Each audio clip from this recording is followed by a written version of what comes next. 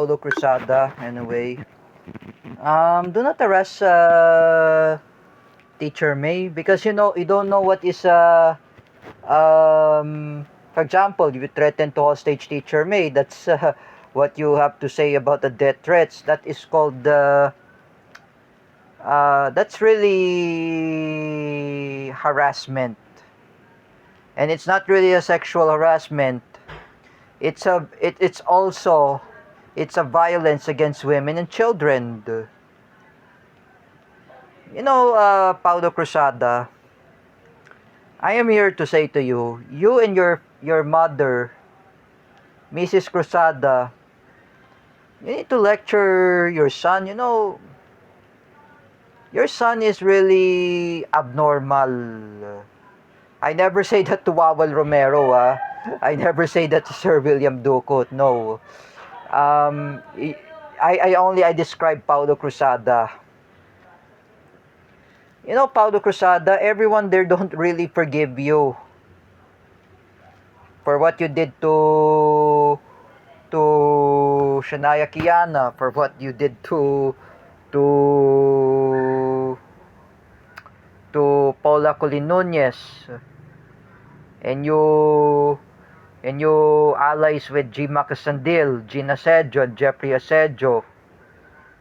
What if I am saying to you, Paulo Cruzada, if there is my Spedmotics in CDIFI, there's Jude Goles, there's Alfred Eslabra, and not only Alfred Eslabra who were member of Spedmotics. There's an outside in Caloocan. There's RM in Onyok. Oh, there are lots of Spedmotics. Oh, even Dion, Mark Dion, that was the son of Ate Dayan. Paulo Cruzada, do not harass Teacher May. Teacher May is already retired. Alright, she's already retired. She's in middle age.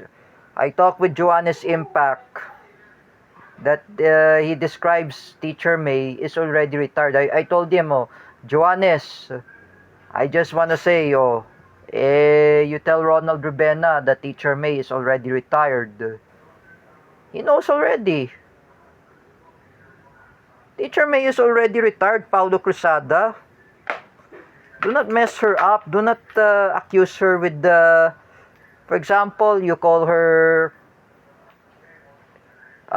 such things is not realized. You said you want to threaten to hostage Teacher May. What if her brother will report you to the police? And you do not know what's exact address is. First of all, Paulo Cruzada, aside of Teacher May Tiburcio, you harass her, you harass Teacher Kel Pabelo, you attempt to rape her. Where will you find Teacher Kel? I say to Paulo Cruzada, she's really in the US. Paulo Cruzada, Teacher Kel doesn't know you. As I say again,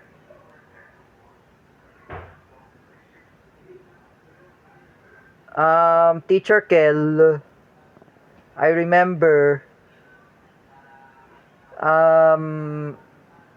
she doesn't really know you. I was chat with Teacher Kel and she asked me, who's Paulo Cruzada? Anyway, I chat Teacher Kel, I say to her, that was a former student of Teacher May. I asked Teacher Kel Pabelo, just block Paulo Cruzada. He doesn't know what he's doing. So you need to tell your husband, Escal Penumbra, to block Paulo Cruzada on Facebook. Oh, and that's all. I don't want intention to harass Teacher Kel. Paulo Cruzada, you should stop what you're doing. You are similar with Hipolito. you're harassing anybody, including who else he harass anybody? Teach Teacher Kel o Teacher Gio Malana, Teacher Vincent, girlfriend is Teacher Isa o Bancula. At least you didn't add Teacher Vincent there, Paulo Cruzada. If you add Teacher Vincent Ramos in the group chat, eh, he would respond. He would realize.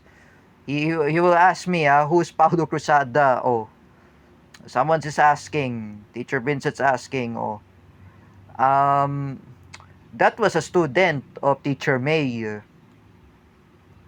If I were you, Paulo Cruzada, just stop adding practicum teachers in group chat in CDIFI. Do not add everyone.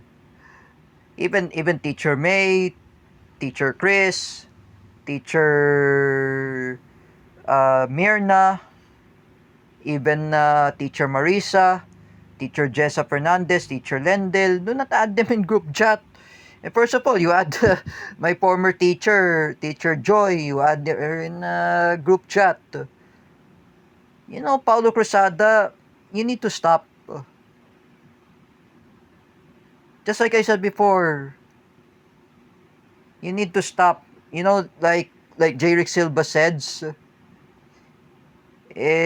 puro ka lang duwag, puro ka lang katapangan. O, you know, J. Rick Silva says to you, gago ka nga. O, he accuses Paulo Cruzada. You know that. I do not want to say a bad words to, you know, Paulo Cruzada, with all due respect.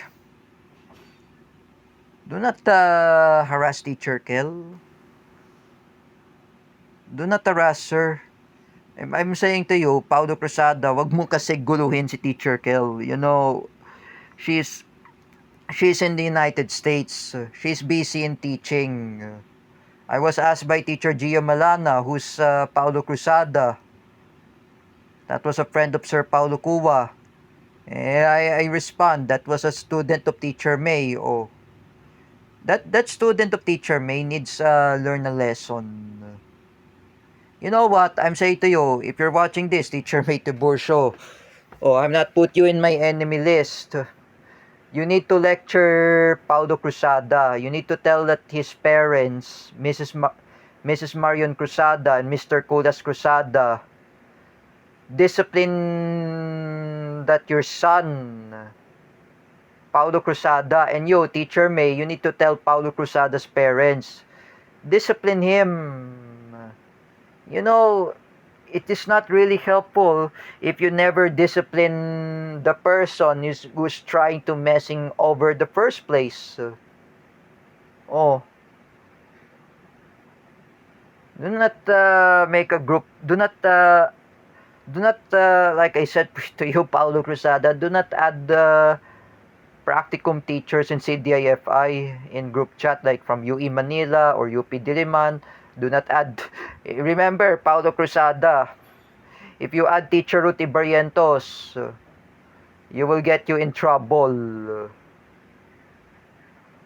Just remember, I say again, Paulo Cruzada, do not harass the CDIFI teachers, even practicumers. First of all, you add the one of the staff is Kuya Joel, who's a janitor. Joel Tolentino. Oh. You add him. You do not know who didn't really who you are. He doesn't know you. You know, this is the best thing I could say, Paulo Cruzada. Just deactivate your Facebook. That's all. You know, you add Teacher Chin Busmante in group chat. I was asking by Teacher Chin Busmante, who is Paulo Cruzada.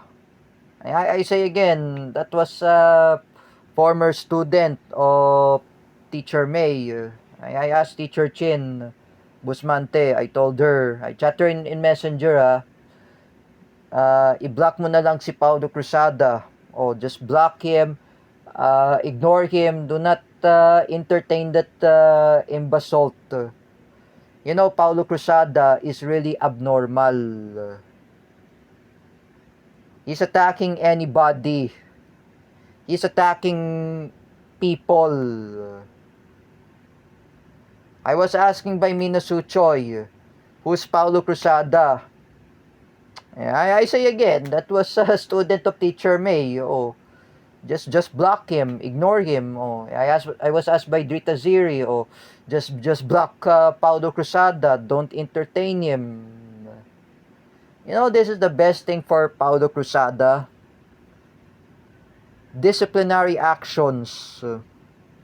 I know I reported to the JOSAMs. I told to the JOSAMs. Oh, I called the JOSAMs in telephone in Philippine Women University. That was a school of Paulo Cruzada and the school of Jordan Pilapil. You need to discipline your student. You know, unlike us, he doesn't know what's really happening is. You know, Paulo Cruzada, you are a special child. Why are you attacking everyone? Oh, your mother didn't raise you up, and then you continue. You're saying about, I love Bongbong Marcos, I love ISIS. Are you crazy, Paulo Cruzada? When you love ISIS, you know, ISIS can kill people. Paulo Cruzada, they are terrorists. As I'm saying, they are terrorists. Oh, ISIS is the rivalry of Al-Qaeda. Oh, Al-Qaeda's arch enemy, ISIS. Oh, Taliban's arch enemy, ISIS.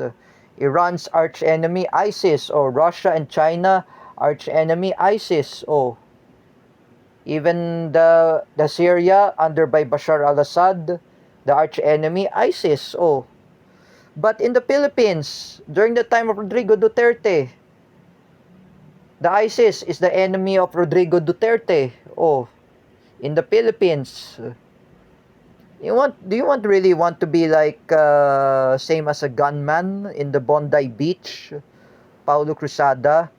Do you want to be just like Sajid Navkram and Navid Akram, who wants to kill Australian Jews who are Judaism, who started the Holocaust and killed innocent lives?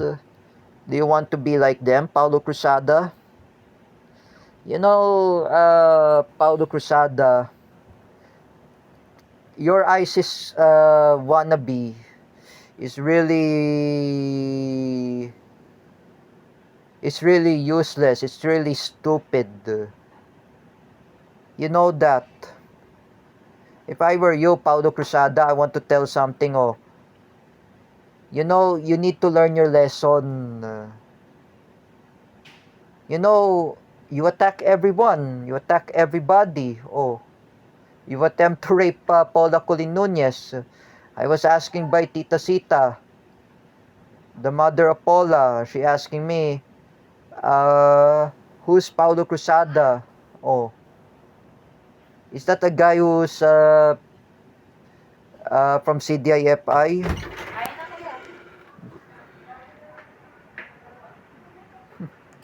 Yeah, I didn't know who that person was.